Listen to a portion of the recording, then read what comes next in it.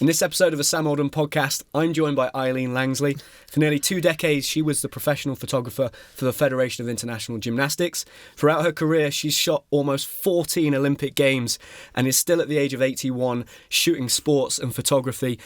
She has passions for gymnastics, skating, women's sport in particular. She was just at the European Skating Championships just last week, which is incredible.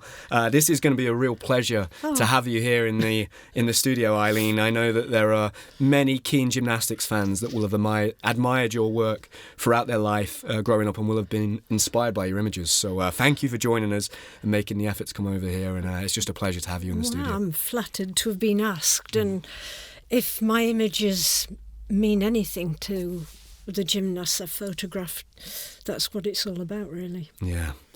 Just tell me a little bit, Eileen, your passion for sport, where did that come from? I was sporty as a child. In my day, junior schools didn't do any sport for girls. Okay. But when I got to secondary school, I went to a girls' grammar school, and things took off from there. And I just loved sport. I did do gymnastics, but not to any great level at all. I was more of a hockey player. And in due course, I decided I wanted to be a PE teacher and went on to one of the PE specialist colleges which used to exist in those days. Okay. So it was an all-female college. So from the age of 11 to 21, I had a completely female education. Whether that's a good thing or not, I don't know. So I taught, first of all, in a brand new secondary modern school, and then in a large comprehensive school, and taught 15 years, and was doing photography really to inspire the girls, to record what they were doing, to try and create pictures that I could put up on the changing room walls for them to look at. Do you remember a gymnast called Joanna Syme? I don't know. Well, I had 2 sisters, Katie Syme, who was borderline national squad, and Joanna, who competed for Britain. And she was competing in the early 80s. Okay. And I followed her around events and to Fort Worth for a World Championship 79. Oh, wow. Sent her pictures to the local newspaper to get some publicity for her.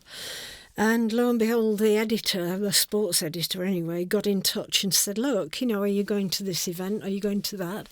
Are you going to English schools athletics? Can you photograph South Yorkshire athletes? And things really took off from there, and it got to the stage where I could either do one job or the other, because certainly in those days when you taught PE, you put more hours in out of school time than you did timetable-wise. You were working lunchtimes, evenings, mornings, Saturday mornings, and I couldn't do photography at that rate and keep the job going, so I left teaching and took it up full-time. Oh, that amazing. was 1980. You were talking there a little bit about women's sport then, Eileen, when you were growing up yourself. And I work in a lot of schools now. And one of the big challenges we face is that there's a huge dropout when it comes to secondary school, because not a lot of girls want to do exercise. And maybe there's a bit of an uptake when they become older teenagers. But at the moment, it seems to be that a big motivation is more about what they look like aesthetically than the benefits that sport can give them. Yes. What did the landscape look like at that time that you were growing up as a young teenager and you were passionate about sport? Because, I'd like to hope that there is potentially that access to it now, but it's trying to convince the girls that sport's a great avenue to go down. And we've seen that in the likes of football, how popular that is for young girls now. Yeah. But even myself, I was surprised recently. I took my little boy to his first football class, and I thought, this will be a real mixture of boys and girls. Yeah. And it was 12 boys and 1 girl, and I was quite surprised at that. Right. What did that landscape look like with you growing up in terms of the world of sport? I would say inspiring the girls was very dependent on the staff who were teaching them, because there was so little publicity of women's sport. Very little on TV, hardly anything in the newspapers. When I was looking for positive images of sportswomen to put on the notice board in the changing room, I just couldn't find any. I could find a lot of sexist images. So you were battling all that at the time. And of course, when I went into the job, I was in the middle of men who were shooting women's sports in the most sexist way imaginable. I mean, thank God, people are much more enlightened these days.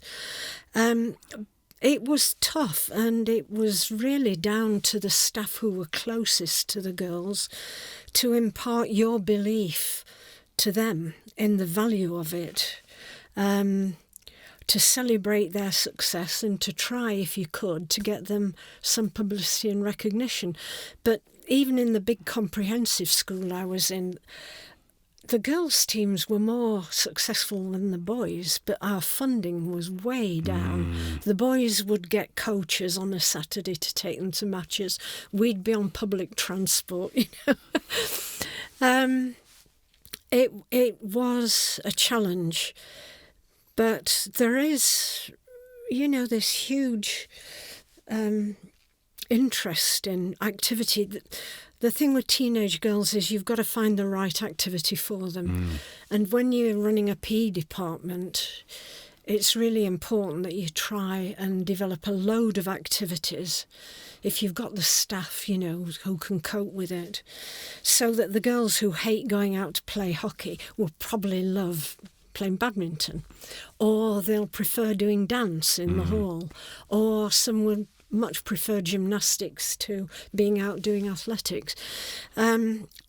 So after the initial couple of years where you're trying to just introduce them to games and what have you, after that I was really trying to develop their interest where they wanted to go. And I'd often run clubs after school that weren't particularly for competitive sport. I'd have a gym club that's just come and do what you want in the gym. If you want to get on a mat and you want me to teach you how to do a handstand, that's fine. If you want to get on the apparatus and do creative things on that, that's fine as well. Very time consuming, but it was hard. I mean, at least now, girls who are interested in football, good grief, they see the Lionesses on TV, they see them in the newspapers. In some ways, it ought to be easier these days. Yeah. It ought to be easier. We started the Women's Sports Foundation in 1984. We had no funding. It was all run by women like me who'd gone through PE college. Some had gone on to be lecturers and professors in universities. And we were all heavily into promoting women's sport, fighting for equal rights, trying to get funding, any funding at all for women's sports. And eventually that organisation morphed into Women in Sport, which now has quite a noticeable presence, and has a voice in the world of women's sport. So that was another long slog, but it's been worth it. Yeah. It's been worth it. Yeah, I imagine that gave you a lot of drive in the beginning as you embarked on your photography career to try and, do your best to play a role in, I guess, building women's sport in a way. Yeah, I mean, they needed photographs for publicity, and I was inevitably getting out into women's football when nobody was photographing women's football, women's rugby when hardly anybody was photographing women's rugby. And it got me out doing a whole load of things that people didn't know about. I mean, there was a women's ice hockey team at Streatham Ice Rink in the late 1980s. I think nobody knew that women were playing ice hockey then, And then I go to the Vancouver Winter Olympics and I'm shooting women's ice hockey at the Olympics. It was great. But I've been lucky because much as I've had a passion for gymnastics, I've shot so many other sports as well, which has been great. Did it make it your pathway into photography and shooting sports, Eileen, at that level? at so many Olympic Games and shoot in so many sports, men and women. Because of the nature of the landscape at the time, and there not being many female photographers and no real big names in women's sport, a sport like gymnastics and ice skating, which is maybe more dominated by women, I always feel like I sit in a unique position in that artistic gymnastics is one of the sports that is dominated by the women's side, right? Yes, like the fan base, the people that watch it, it's way bigger on the women's. You look at the superstars in America, there's the huge names. Their college competitions have tens of thousands of people watching. I've been it's to one of those them. unique sports, right? Yes. It is kind of flipped. It's the other way around. Yeah. Did that give you a break into sport, being able to get into gymnastics and skating in the beginning? No. No.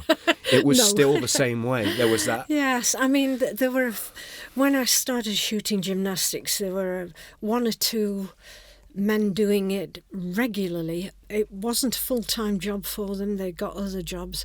They really resented me being on the scene. Wow. And it was sad because one in particular, I admired his photography and learnt a lot from it and thought, this guy hits the moment, that's what I want to do, No, it didn't have any advantage at all, and it was a struggle a lot of the time, working as a lone woman in a very sexist world at the time. I mean, thank God times have changed, we've moved on. Yeah. There were a few women working, 3 or 4 probably, but just in football. So we rarely saw each other. But in due course, we set up a group of women working internationally, because I'd go round events and you'd see a woman, I'd be shooting skating and there'd be another woman the other side of the ring, and I think, oh, wow, and there's kind of this pull between you. And we set up an organisation. There were some terrific women photographers involved, some of them still working, from America, Germany, Japan, you name it. But my early years I found tough, whether it was gymnastics or hockey or netball or whatever.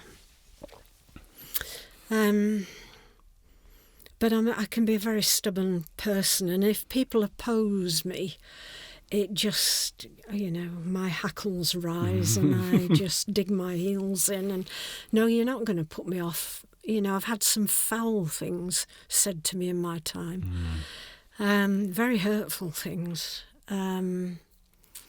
but it just made me angry enough to want to say, I'll show you, I can do this job. I want you to accept me on the basis of what I'm producing, regardless of whether I'm female or male. Am I coming up with the pictures?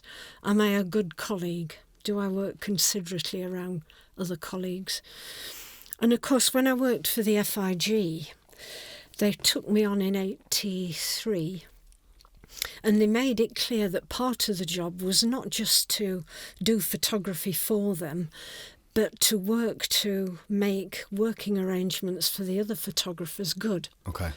So that was a huge part of my work, and I think in time it helped me in a way, because men would be coming to me and saying, look, Eileen, can you do something about that scoreboard because, it's blocking our angle for this, or can we move there, or can you get us a position upstairs?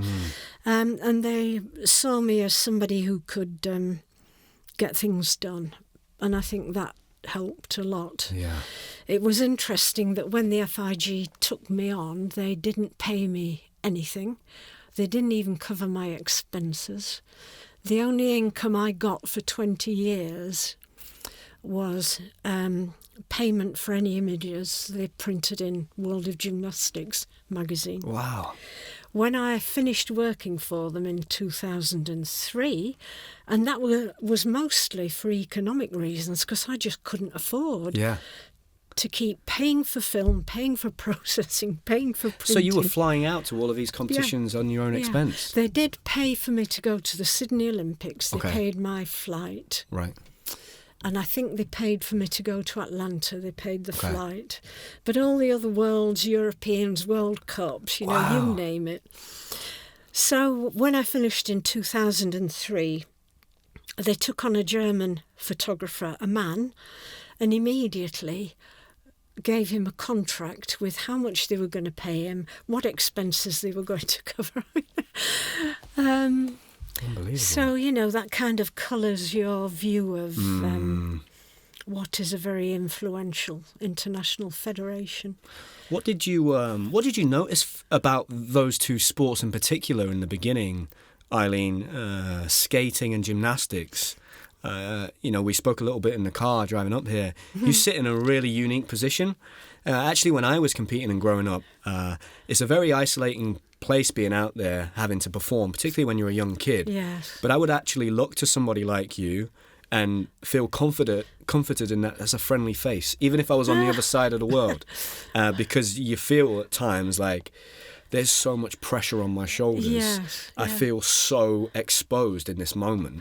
Seeing a friendly face for me that's very reassuring. Was to always hear, really actually. and I think other athletes would say the same thing. What did you notice about those two sports quite early on, from sitting in that unique position of being there, in the arena, in and amongst the action, but being almost one step removed, almost like a lifeguard watching this all play out? Are there any differences between the two sports, or things that you see that are very similar? That's an interesting question. I mean, with skating, you're off the ice. Yeah. All the years I worked for the FIG, I was working inside the podium area. And so you're very conscious of how the gymnasts are feeling, how the coaches are feeling, how the judges need you to be,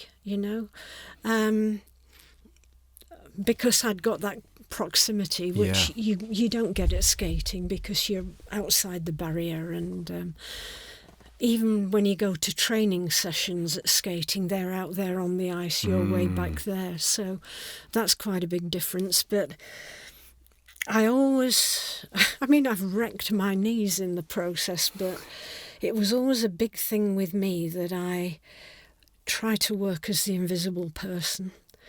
You may have been aware that I was inside the podium area, but I didn't want anybody to see my head or for me to stand up. I was always working on my knees. Trying to stay well away from the judges, trying to be conscious of which coaches didn't want you anywhere near them and what have you, which ones you needed to back off and shoot with a long lens. Because for me, the sport isn't just about the gymnast on the apparatus, it's about the coach. They're the roots. The gymnasts are the flowers, if you like. And everybody makes this great fuss about the flowers, and people very rarely focus on the coaches. And that was always quite a big thing with me. But I always saw being in the middle as a privilege. And it caused a lot of resentment. I can remember Los Angeles Olympics 84, I was working in the middle and some American guy came up and said, "What the hell are you doing? Why are you in there and I'm out here?" And forget it, I hope I've always worked with consideration, and I hope I've always given gymnasts the feeling that I'm on their side. Yeah. I hope. I think that's what I'm, when I was talking about that, I think that's what I meant. Because in a way, there are these people that are maybe the national staff sat in that stadium. Yeah. And they're looking at you, and the pressure is for you to hit that routine. Yeah. And that can, again, anybody for me, it always felt, and this is, and this might have just been my personal experience, but anybody that was one step removed from the actual action and influencing what was going on always felt like they were friendly and on my team. But the people in there, it felt like there was so much pressure at times to perform that everything was being watched. So I always, and maybe that's what I mean by that. And the fact that you just said that, like, I was a friendly face and maybe the athletes felt I was on their team. I certainly felt that, and it was nice because I think in those environments, particularly an Olympic Games or a World Championships, they're so alien. It's not a natural thing to be in that situation with all those eyes on you and all that pressure, that you look for comfort wherever you can get it, and you want to keep as many variables consistent. So even having somebody that is at every big competition shooting, you go, she's there. That's something that's consistent. That's always, that can calm me down a little bit, because you're kind of like a deer in the headlights looking up for familiarity in those big situations. That's an incredible thing to hear. Do you remember a Chinese gymnast called Liu Xuan? Yeah. A great beam worker. And over the years, I'd follow her. And I can remember being in Lausanne in 1997. And it was a very difficult arena for photographers because the podium area more or less came up to seating, and we got very limited places to work. And the photographers were coming and complaining, and I was saying, well, I'd advised this, that and the other, and they didn't come up with it. And I thought, well, I'll go upstairs and shoot beam. And she did that fabulous leap that Kyla Ross does, which a lot of them do, throwing the head back. And it was the first time I'd shot it, and it went in one of my books. And I can remember asking the Chinese delegation if Liu Xuan would write a piece for the book, because I'd asked various gymnasts. Simone Ramanar had written, and quite a few of them, but whatever. But then I can remember being in Sydney when she won the gold for beam, and she got up on the podium and I was down shooting her head on, and she looked at me, directly at me, and gave me such a sweet smile. And I thought, I feel like I've been on that journey with you, actually, wanting to see you get where you deserve to be. It was a really special thing. And then there'd be other gymnasts, say like Corkina, that wouldn't relate to you at all, and I wouldn't want her to necessarily. If a gymnast related to me, that's fine, but... It's very interesting, Eileen, you say that you spent so much time shooting low down, trying to stay kind of in the background, because I think for 99% of people that are involved in that experience, whether they're watching on TV back home, or they're in the crowd, or they're even a judge, or they're a spectator, they are looking down on the gymnastics. But for 90% of the time, the athlete is sat in their chair looking up at the podium. Yes. So it's interesting that you shoot that way, because you're shooting what the athlete's experiencing rather than it being shot down on them. It's really interesting. That's an interesting take on it, and it's absolutely spot on. I mean, with other sports, I like to get the worm's eye view, actually. Obviously, not so much with skating, because you can't get down below the barrier level, but... I've pretty much wrecked my knees working from my knees. But I think it gives a special impact to an image. I do like shooting some things from above, but only certain moves work. It's rather like shooting rings. I can remember the last time I was in Rotterdam and I was shooting rings, and I was at the back of rings. And some photographer came and said, oh, well, if you're here, it must be the best spot, or something like that. And I thought, well, that's a silly attitude, because there are so few moves on rings that work from the back, and you've got to know when they're coming, And she stood there and she's shooting, 20 frames a second or whatever. And I'm thinking, you're going to be getting nothing, if you don't know what dismount they're going to do and which way the head's going to come round. And observation is such a huge part of photography. And you need to, I often go into training and don't shoot, just watch. Where does that move work from best? And it may not be where we're allowed to work. We may have a different position that we've got to work from. But people in general don't observe acutely what gymnasts are doing anymore. The cameras are so advanced now, they're just relying on the camera to do everything for them. And it was quite interesting looking at some of the output from the skating last week with photographers who were working at quite a high level with very high-end, expensive equipment. And when I look at their output, their exposure's all over the place because they didn't seem to really understand the basics of photography. And I think we've got so many people now.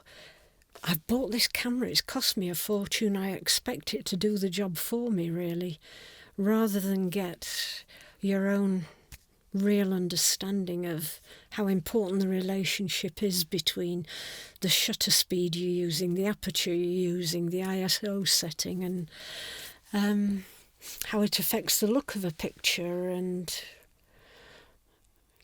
That's absolutely fascinating, Eileen. One thing that I'd be really interested to know this from you. I've worked with Sam for a long time now. Sam has a pretty good understanding of the sport.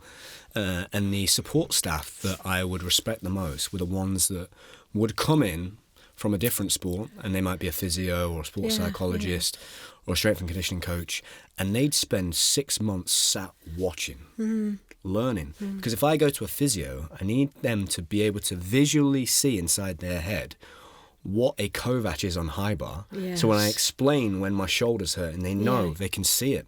Yeah. And it would take so long for them to learn the language of the sport in many ways. And after 4 years, they'll know it. Yeah. They'll know every skill. They'll know the skills where most gymnasts get most problems with their shoulders or their ankles, and they've learnt the language, and they're fluent. Yeah. How long did it take you to learn the language of the sport, and how important was it to continue to keep practicing and seeing the sport and going to the training gym to watch, so you almost were planning the shot before you took it? That's another really interesting question.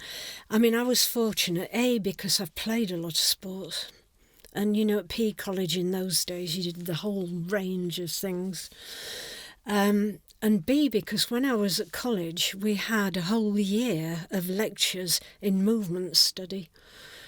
And it was initially not about people being in the gym or doing dance or whatever and observing the movements, but observing body language, so that when you went into a school on teaching practice, and we'd start with the little ones, you'd develop the ability to understand what was going on with that child from their body movement.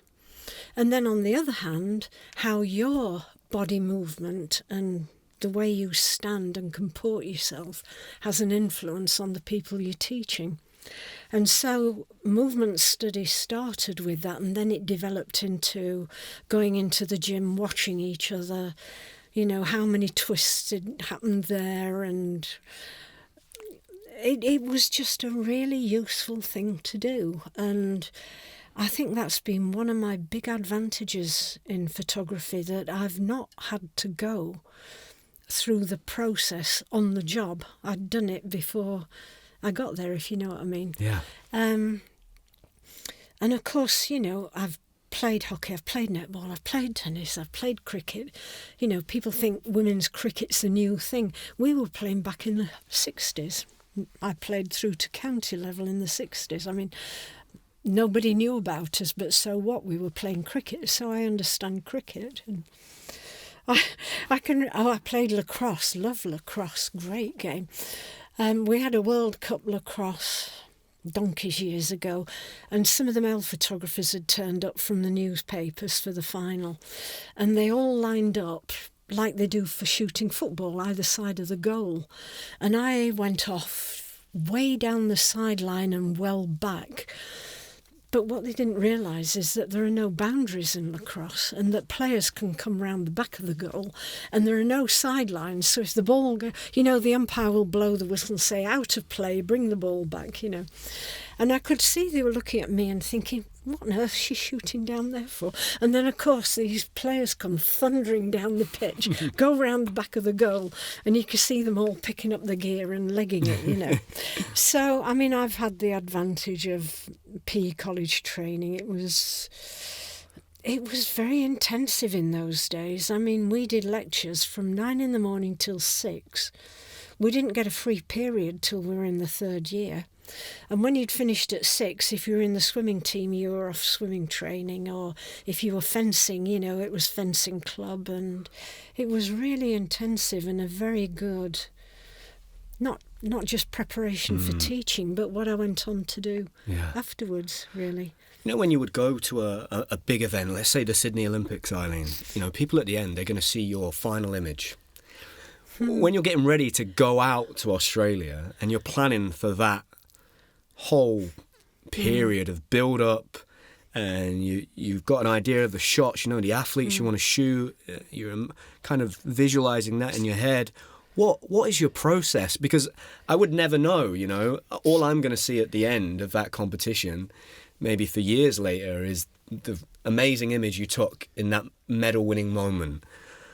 When you go out on a trip, and Sam does this all the time, what does your process look like from flying to the place and maybe even beforehand prepping what you're taking with you? Sure. What does that look like, that process? It is a long process, and in those days you were travelling with film, and you'd got all the nightmare before you even get on the plane of getting through security and X-ray and trying to persuade them not to X-ray your film. It wasn't so important when it was unexposed film, but when you'd been at an event and exposed the film, it becomes very sensitive to X-ray, and it can be completely damaged. It can be fogged. And in fact, I had trouble with that coming back from St. Petersburg, from a Europeans, I think. I got film fogged just going through X-ray. So you'd be there with boxes, because can you imagine how many rolls of film? You've got 36 shots on a roll of film, and you're shooting an event that's going to be lasting, 10 days? You're travelling with a hell of a lot of film, a hell of a lot of equipment. You're arguing with them about, no, I don't want my lenses going into the hold, I want to have them with me in the cabin. And getting through that process was draining, absolutely draining. I'd got a good idea before I got to the event, just because I followed Europeans, World Cups, World Championships. I knew who the main contenders are on each piece of apparatus. But at the same time, I'd get the FIG saying, we need you to shoot this, or we want you to shoot this move that this gymnast is going to do on high bar, or Valerie Lukin is going to do the first triple back on floor. We need a motor drive sequence of that on film. Can you imagine?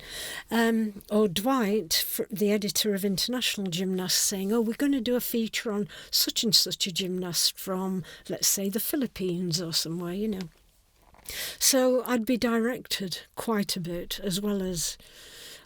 And actually, in a way, I didn't get much chance to do my own thing.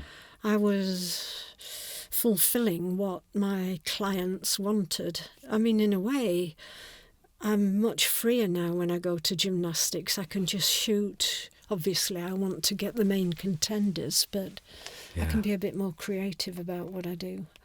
And what was, when you look back now, Eileen, what influenced your style of photography? The way that it looks now. You've been doing this for so long, so many years, 14 Olympic Games. When you look back, what were the key influences that have led you to this point in, I guess, the way that you now shoot, and what you're striving for when you take a good shot? I think all the way through, and still, my main ambition is to show the essence of a gymnast, if that doesn't sound a bit too weird. I'm trying to get peak action. I always want to hit the move absolutely perfectly, if I can. I can think of, for instance, Liu Zhuan on beam, doing this leap and throwing her head back, and she'd have a back foot almost up at the back of her head, and that's the moment you want. You don't want the moment when the foot's dropped a bit or it's on the way up. You want it absolutely there, because to me, she's worked so hard to make that move perfect. It's my job to show that move as it is. And the problem, and you know, every gymnast has their own spirit. Your spirit was quite different from Ruslan or any of the other boys on the team. You know, Max's spirit is quite different. And you're trying to encapsulate that, kind of sorting out the moves that speak strongest in a way. I suppose this all sounds a bit abstract and a bit weird, really, but the trouble now is that with digital photography, you can get such a high shutter speed that the camera will freeze moments that aren't actually peak action. And you can still, let's take, for instance, a gymnast doing a split leap. You know, there's a split leap that's perfect. If it's rhythmic gymnasts, it's beyond 180 degrees, let's face it. If it's artistic gymnasts on the beam, we're talking 180 degrees. That's the moment you want. But with modern cameras, on whatever shutter speed, 1600s, 1250s, whatever, you can freeze them slightly off that. And I've seen photographers think, oh, well, you know, I've got that split leap. And I'm thinking, no, you haven't. No, you haven't. You haven't seen what that gymnast's done, and it's your job.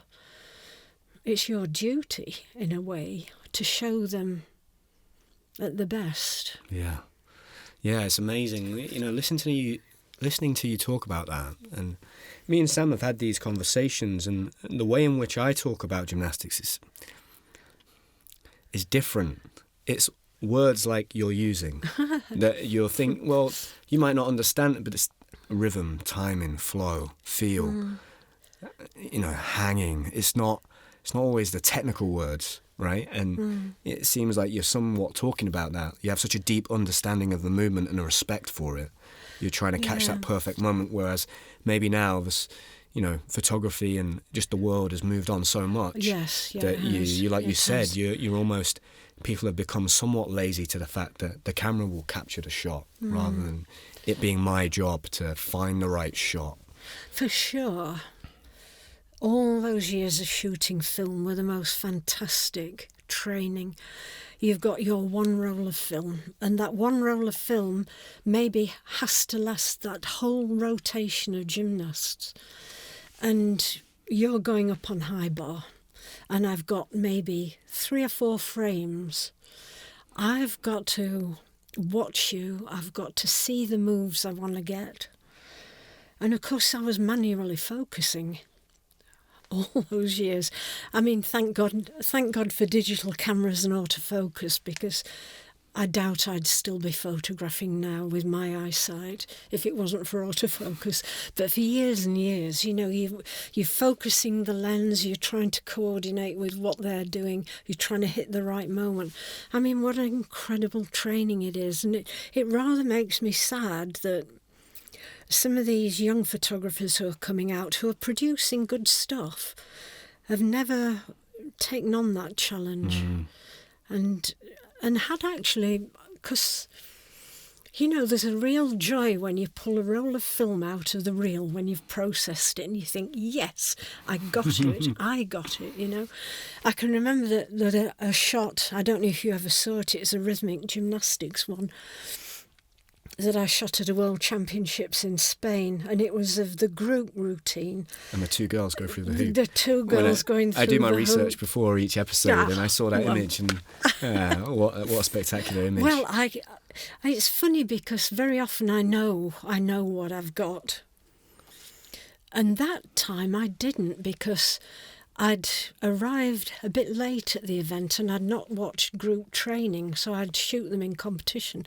And I could see them lining up at opposite corners of the floor. And I thought, aye, something's going to go on here. They're going to come towards each other. I'll just follow and see what happens. And I kind of pulled the film out of the reel and thought, wow, good grief, 2 gymnasts going through one hoop. I mean, you wonder if the North Koreans had bred them especially, you know. And the one holding the hoops doing a split leap, you know, she's not just standing there. And Yeah, you did get a real sense of achievement when you shot film, but it was also a very risky business because so much could go wrong. I mean, I shot Calgary Winter Olympics. I was shooting ice dance, figure skating ice dance final, and I was shooting really happily because it was good light. I'd worked out the colour correction and which gelatin filter you have to put in to correct the green cast in the lighting and all this. I got it all sorted out. Was really enjoying shooting the skating. I shot quite a lot that night. Put it in for processing because at the Olympics in those days, Kodak had a processing centre and you dropped your film off, picked it up the next day. Oh, wow. So I go back the next day thinking, great, I can't wait to edit this stuff, see what I've got. And the guy came out with a small brown paper bag and he said, oh, here's your film. And he said, oh, no, that's not mine. I shot 20 odd rolls of film. It'll be a big bag. He said, oh, the manager wants to have a word with you.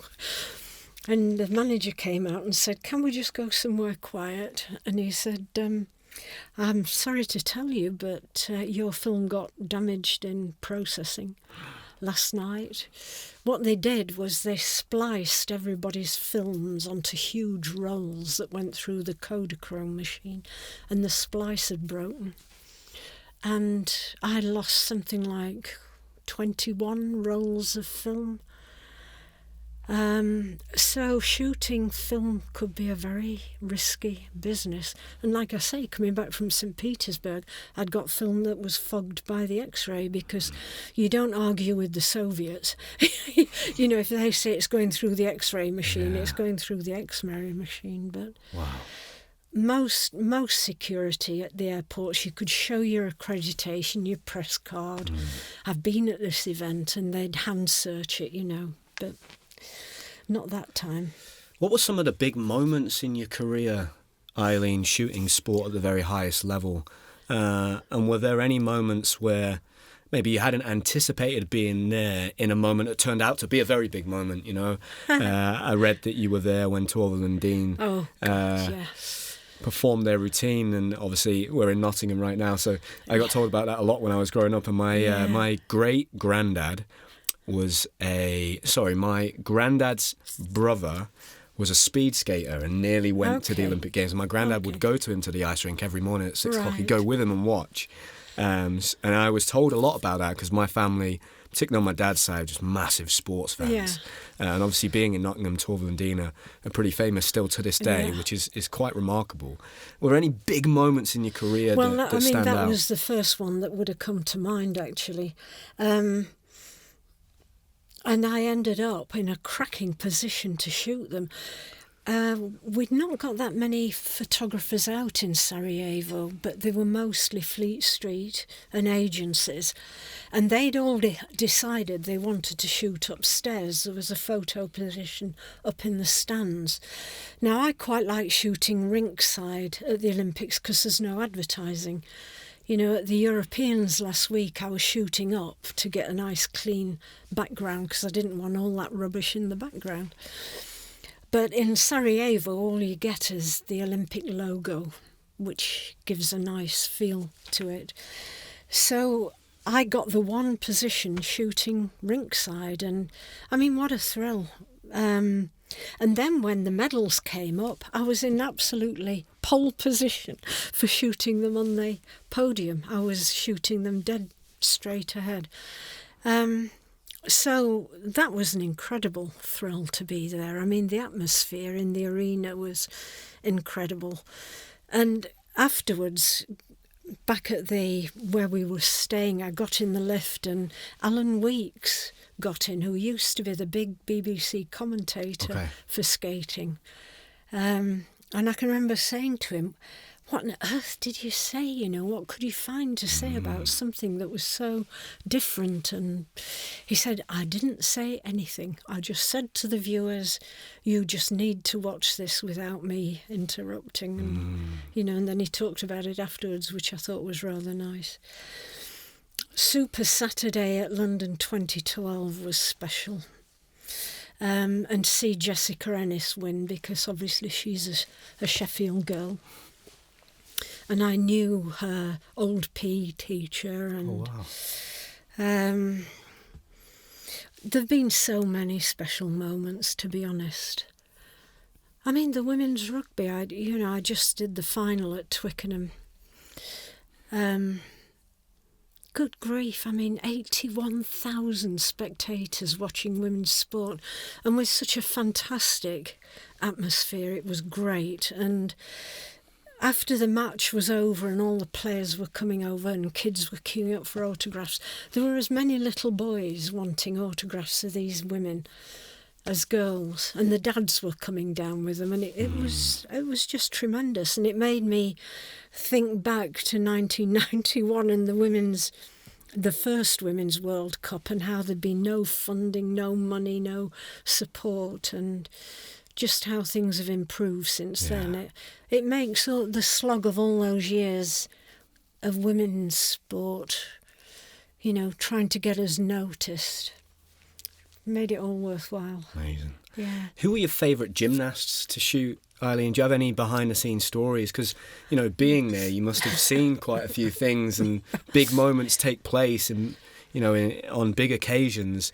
Who were your favourite gymnasts to shoot throughout your career? And are there any kind of behind-the-scenes stories with people? You spoke of certain coaches not wanting to maybe for you to take their photograph. Straight away I'm thinking of Leonid Arkayev, and I was like, I wonder whether he was happy with people taking photos of him. He was quite a grumpy bear with me for quite a long time, but he was really quite a big softy underneath. He got very friendly. I remember I did some set-up pictures with the Soviets when they were over for the Russian displays at Wembley. Yeah. And I took down some big lighting units, and I'd got a Hasselblad. Got some fabulous pictures of him, and from then on I gave him some. I didn't question, I just cut them up and edited them and gave him a whole set to take away with him. And I'd no apparatus or anything. I was saying to the gymnasts, or gesticulating, because I had very little Russian, I want you to do this leap or that leap, or I want you to turn your head or whatever. It was a fabulous session to work at. Just fabulous. Oh, wow. And he was a real sweetheart after that. I think my all-time favourite has to be Kohei Uchimura. For me, he was absolutely the complete gymnast, technically brilliant, artistically wonderful. And to me, I don't know him, but he seemed modest and unassuming. He didn't kind of swagger around a lot, and he was an absolute dream to shoot. And I can remember, which move did he do on high bar? There's a picture of it in the book I've given you, but I don't know, was it a Kovac or whatever, but he'd somersaulted and then he just shot out. It would have been a Tuk Kovac, I think. Right, into a perfect handstand before he drops onto the bar. And I thought, my God, that's the moment I want to get. I don't particularly want the twisting stuff in the air, because his form is absolutely perfect and it's right over the bar. I think he's my all-time favourite. I loved shooting a lot of the early Soviet gymnasts because they were so artistic. And, of course, in the days when they did compulsory exercises, they were choreographed. Beam and floor for the women were choreographed so well that they made lovely, lovely photographs that you don't get so much now. You always get the arch leap on floor with women, but I agree. My education in gymnastics, I came into the sport in the year 2000, and the first competition I'd ever watched on TV was the Athens Olympic Games. Right. And then many years later, I moved to Huntingdon when I was 14. Yeah. And I lived away from home. I lived with another family for 2 years. Wow. Now, most people, including my fiancée, look at that and go, that's mental. What were your parents thinking? Yeah. To me, I was like, this is the best thing in the world. Get to train with Lewis Smith and Daniel Keatons and just do gymnastics all day. And I don't have to go to school because I homeschooled at the time. Oh, right. And what happened was, I got introduced to Paul Hall and got to know Paul quite well, and found out that Paul was a big fan of the sport and he could speak fluent Russian. And I found a big it was like a giant cabinet upstairs, dust all over it with old trophies in, and in the bottom drawer was just stacked with VHS tapes of competitions. Ah, wow. And I just started to take them and just started to watch. And then I was introduced to gymnasts like Vitaly Sherbo, and then watching 1996, but both men's and women's. Because people were amazed when I was younger how good my gymnastics knowledge in terms of statistics was on women's gymnastics. There was so few gymnastics on TV. I just loved the whole thing. Yeah. And I remember watching 1996 and seeing Lilia Polkapaeva's floor and being like, wow, this is something so cool. Yeah. It was such an original routine in that big, huge arena. And seeing the kind of Russian team at that time, and obviously seeing Korkina as such a huge presence. To me, she always looked like a Bond villain or something. And then I've always wondered what it was like being in and around and shooting Alexei Nemov, because my big influences growing up, I think, in terms of my style of gymnastics, they certainly were probably Alexei Nemov, because my coach, obviously, Sergei, was from Vladimir, Russia, and he would just tell me stories, and that had a huge influence on my style of gymnastics. But also Sergei's good friend was Nikolai Andrianov. Andrianov moved out to Japan and was the coach of Naoya Sukahara, whose father was Sukahara. And every Christmas, all of the ex-Soviet coaches that left Russia, they'd all go home for Christmas and then they'd trade ideas and VHS tapes, and Sergei would bring me back VHS tapes from Japan. And so my influence was very much probably Alexei Nemov and maybe Hiroyuki Tomita, who were like my two heroes growing up. I wondered what it was like to be around Alexei Nemov, because he kind of was like almost a superstar in terms of his demeanour and the way that he interacted with the crowd, and there just wasn't, a lot of gymnasts are kind of very serious. And, Yes, he was a bit different from the other Russians, and he didn't really relate to me, or I wouldn't have expected him to anyway. I think he was out there doing his own thing, concentrating on that, responding to what he got, from spectators. Lilia, I really rated as a gymnast. I thought she was lovely. But you were always conscious, particularly in the early days with the Soviets, that they were trained to keep themselves to themselves very much. And I didn't really. Some of them were a bit more relaxed with me after I'd done this photo shoot behind the scenes, and they'd seen some of the images. I mean, I did it with some of the Romanians as well. I mean, I remember Daniela Silivas, I wanted her to do a split leap, and she was just standing on the floor and, hit it. Oh, blimey, incredible. Did you ever have the opportunity, Eileen, to visit any of those places like Round Lake in Russia, or maybe Romania, and go to the National Centre and get behind the scenes to shoot? Not so much. Did you spend much time in Lilleshall shooting? Yes. On press days and things like that? Yes. I mean, I needed to get to the stage where national coaches trusted me. Okay. Because it's, to my way of thinking, it's a big thing to let a photographer into national squad training. So they needed to know that they trusted what I was going to do with the images, what I was going to shoot. And I would hope that at a lot of the sessions people weren't aware that I was there particularly. I'd like to think that anyway. You don't want to impose yourself on any situation at all. And for me, those sessions were ideal for images of the relationships between coaches and gymnasts. I'm going to do something a little bit different now, Eileen. So I spoke to you about Mike Canellas, who's a friend of the podcast. He's been on the podcast. Oh, right. He's a massive fan of yours. And I promised him that I would ask you some of the questions he sent to me. Well, so I'm going to find them. I know that he's going to be listening.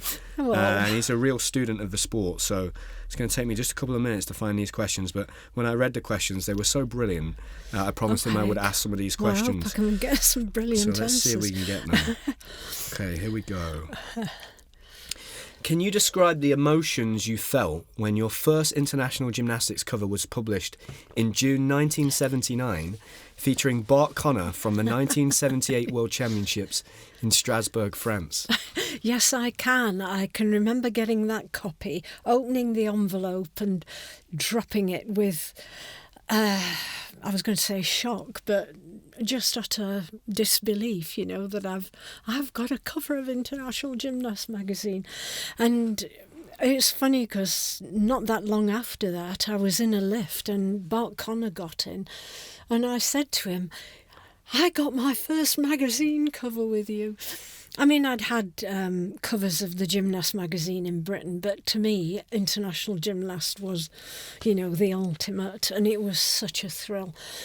And particularly as at that World Championships, because I hadn't got an international press card at the time, I wasn't allowed to work at floor level. I had to work in the seats. Oh, wow. And I was really limited on what I could shoot, but I'd got one angle for parallel bars, and kind of overshot on that because I could get everybody coming there and then tried to grab what I could elsewhere.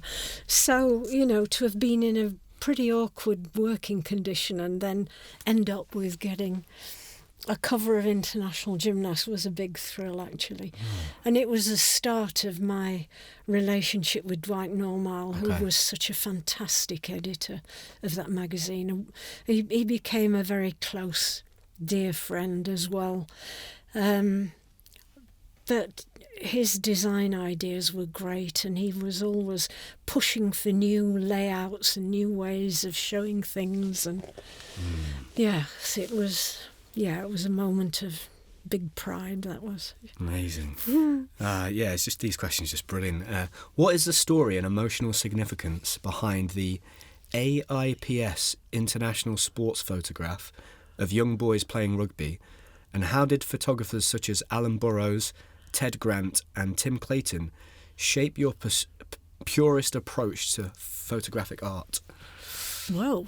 If that is right, Yes. I entered the AIPS Adidas International Sports Photo Competition for about 6 or 7 years.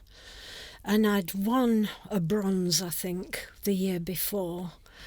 And I don't know why I entered that picture. It was of a mini rugby tournament at Richmond, and it was kind of under 12 rugby. And it was just a very winning photo of a blonde little boy in possession of the ball, trying to push another player away. And it was just the expressions on the faces. And I thought, I'll put that in, but of course it's not international sport. It's not going to do anything. And then I got a phone call to tell me it had won. I just couldn't believe it. But my God, it caused so much resentment. Really? With some of the men. Oh, wow. Yes, they weren't impressed. It didn't really do me as many favours as I would have hoped it would. What was the second part of that question? And then he asked just about whether Ted Grant. Yeah, and Tim Clayton. Now, Tim's interesting because I did the World Championships in Brisbane, and I was doing my usual thing for the FIG of running around like a scolded cat, getting this one on that piece of apparatus and that one on that and this new move here. And then Tim was out in Australia working for Sydney Morning Herald at the time, and I saw a copy of the newspaper, and he'd got a centre spread, and all he'd shot were abstract pictures. It was chalky footprints, hands of gymnasts, just quirky, different things. And I thought at the time, good grief, Eileen, there's so many more pictures in this sport that you've got so obsessed with chasing what the FIG want or what the magazine wants that you've missed all these other things. So that was really inspirational. Ted Grant from Canada, one of Canada's all-time great photographers, was such a dear, sweet man. He was a lovely one to work next to, and He'd always talk about, I like the way you work as the invisible man, he said. That's how I like to work. You're not the story. The story's out there. It's your job to get that without interfering in that. And, it was just talking to him about the different approaches to being a photographer. I learnt so much from him. Such a sweet man. And Alan Burrows, I always admired his work. Because, his whole career was shooting film. He never lived long enough to get into the digital era. But his work inspired me a lot because he always hit the moment. It's just amazing. We've got a few more here, Eileen, if you don't mind, because they're great questions. They are. And it's brilliant for me because I spend my time interviewing people, and Mike's done my job for me in many ways. You're known for favouring the power of a single intentional image rather than relying on a motor drive or continuous shooting, which has become common in the digital age. Can you explain your philosophy behind that approach? I think in many ways you've almost explained it already, right? Yes. Yeah. It's interesting Mike's picked up on that. I mean, really, it's come from film. Yeah. And it's come from economy because you can't afford to shoot a whole roll of film on somebody on the beam. You've got to pick your moments. And I think it's that really intensive training. Yeah. And you learn very rapidly from your failures. When you're first starting out and you've missed the move and you've got it at the wrong moment or it's out of focus. And I find it almost impossible now just to put my finger on the button. Yeah.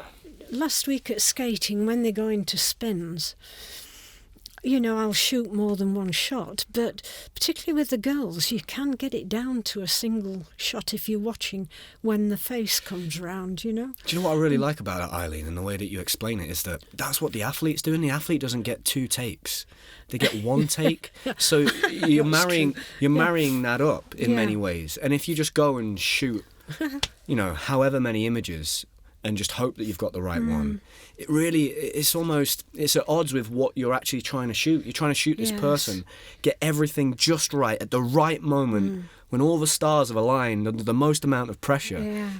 It feels appropriate for me that the photographer's trying to in many ways do the same thing, get that right moment. That's a really interesting take on it. I like that, and maybe that's why the images then that you do get are ones that maybe stand out, because somewhere beneath all of that is the work it took to get that image, I wonder if they do stand out, because what's the difference between me hitting that moment in one shot and somebody on a Sony shooting 20 frames a second actually managing to hit that shot? When they go onto a printed page, what's the difference? But maybe again, we had that chat when we were in the station. Maybe it's that intangible thing that's just there in the ether that you can't put your finger on. Are you sure I'm not imagining that? I mean, as often as not, people will just miss the moment because depending on when they first put the finger on the shutter, they're just out of sync with it. But very often people will hit it, and there's no difference. I mean, the client is makes no difference to him, does it? I don't think. The next one Mike asked about what you observed and experienced during your time photographing within the former Soviet bloc. We've kind of answered that in some way already. Yeah, I mean, I did work in the Soviet bloc a lot, and mostly because they were hosting so many events when other countries weren't. And not just in gymnastics. I mean, I was doing athletics and skating, particularly in the Soviet bloc. And I look back now with horror and can hardly believe how naive I was to trek off to Moscow in 1980 or something on my own. Yes, but my goodness me, have I benefited from all those years of getting to know people. I've got some really close friends in the old Soviet bloc countries. Getting to know about their lives and what they were having to cope with and having to live with. And, there were quite a few coaches that I got to know really well. And I'd see them at some competitions and I'd know not to communicate with them because the KGB guys somewhere hovering around. You'd learn when to pick your time to talk to them and when not to talk to them. But it made me so appreciative of the life that I've had here. Yeah. What we've had in Britain. Yeah, it's interesting, isn't it? I remember once someone explained to me that, so we would go to Lilleshall, and at lunchtime, Sergei and Andre would pile their plates up like mountain high. And I was told years later that was because when they were kids, they didn't know when they were going to eat next. Yes. Yeah, so they were taught to, when you get the opportunity, eat as much as you can.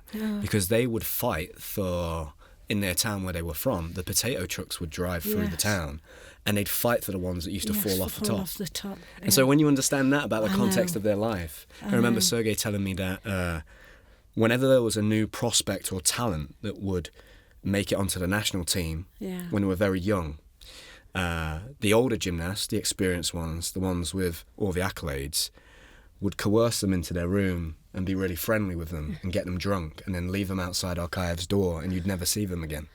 Wow. Because it was so cutthroat, because so much was on the line. Because in those days, if you made it as an athlete, and because gymnastics was such a big sport in the Soviet Union, you made it. And those stories, I think, are important because the context of somebody's life. It's important that you understand that, and that's what I've learned from spending so much time around him. And Sergei became my third parent, effectively. Just an incredible man. Anybody that's ever spent time around him, he's so unique. I often describe him as the kind of a cross between Master Yoda and Master Splinter. He talks in riddles, but we spent so much time together. We never needed to communicate. We'd come in some days, and I'd be like, "I've had a dream," and he'd say, "I've had the same dream. We're going to try it this way," and it was unbelievable. Just how you get to know someone so well, like spending that much time with them, and learning that about. Just understanding that it's never as black and white as you think it is. Yes. Context is so important, right? Yeah, too true. A couple more, Eileen. You've said that you never wanted to be intrusive. How did you build trust and meaningful relationships with the athletes and subjects that you photographed? Hopefully just by my demeanour in the arena at competitions. And if I was in training sessions, by the way I was then. And as people got to know my output and saw where it went and how it was used, they trusted me on that basis as well, I think. I can't think of any other way the trust would have built up. It's my job to not interfere, to not promote myself, to stay well out of it. As somebody in the media, you're not the story, they're the story, and that's my job. And maybe they understood that in time. Maybe, I hope. Amazing. Final one. One of my favourite images is your photograph of Dmitry Bilozerchev winking at you during a 1984 exhibition in London. What were the circumstances surrounding that moment? And similarly, with your well-known image of Alexander Kolovanov adjusting the parallel bars as he climbed them, what story were you hoping to capture and convey? Oh, good grief. Do you know, I can't remember why Bilozerchev winked at me. I mean, I'd even forgotten about that photograph. Honestly, I can't enlighten you on that. Just the perfect moment, just being in the right place at the right time. With Kolovanov, he was such a little gymnast, and he was having to shin up the pole to set and I thought, this is great. The coaches are expecting him, giving him the responsibility to do it yourself. You're a gymnast, get up there and do it. And he was a great little gymnast, wasn't he? At that size, whatever. It just looked like a cute picture to me, really, I guess. It's quite nice to find the humour in things from time to time. Amazing. Brilliant. It speaks to, I guess, Mike. Sam, I don't know whether we can I play the video of Mike on here to Eileen? There's a video here, Eileen, that you might enjoy. Sam, what a true pleasure to see you. Welcome Eileen Langsley into the studio. You have a remarkable way of bridging the gap between the audience and the people who form the very fabric of the gymnastics community, and Miss Langsley is unquestionably one of those pillars. Here you can see two of my most treasured gymnastics keepsakes, Gymnastics, the Art of Sport, and Gymnastics in Perspective, which are reminders of the history, the depth, and the beauty of the sport that we all love. And so I will pass along some questions that I have from Miss Langsley that I've had boxed up for years now, but I wish you the very best on this podcast. I'm looking ahead to it. Sam. Great interview. So hopefully, Eileen, just from that there, and I mentioned that Neil Thomas is going to come on the podcast in the next few weeks, and he said, please pass on my best to Eileen. It's an incredible what you've done, your career, just reading about you. I'm so grateful I've had the opportunity for you to come into the studio, Eileen, and I think one thing I'd like to maybe finish off with, Eileen, is, Sam's a photographer. I don't know whether you know this, but do you know you remember Jay Thompson? Yes. Gymnast? Yes, I do. Yeah, Jay is a photographer now. Okay. Turned his hand to photography. Great. And Great. I just wondered what advice, and particularly for maybe a young girl that's interested in capturing moments, and maybe has been inspired by I think back to being a kid, and I think of the biggest things that inspired me, and images. Kelly Holmes crossing the line in Athens, and her eyes popping out of her head. Johnny Wilkinson taking that drop kick. They all kind of happened at the age where I was like 10, 11 and starting to take an interest. What advice would you have for somebody that, has ambitions of maybe following in your footsteps and one day taking images of these incredible human beings and athletes on the biggest occasions, but not even that, just has a passion for photography? What advice would you give them? Whoa. Observation. Getting joy out of capturing images from minor events. There's so much sport goes on. Everybody wants to be in the big events, wants to hit the big moment. But during the learning process, you go to local competitions or what have you. There are so many special moments there. If you can, it's your job to find that moment, and it's a good training basis. Oh, crumbs. I mean, I could go on and on about with different advice. You've got to find your own voice.